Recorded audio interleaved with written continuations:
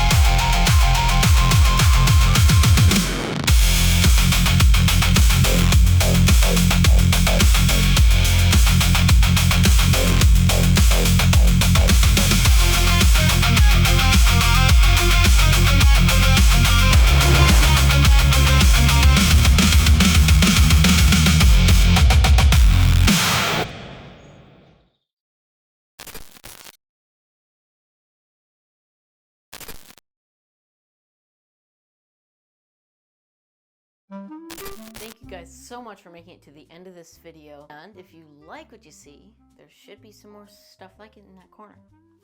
Or the other side. I don't know where they put that stuff. We're a non-profit organization, which means all of our membership fees are actually free. So thank you so much, because you guys are such a huge help. You guys are awesome. You're amazing. Thank you so much. Is this kind of awkward?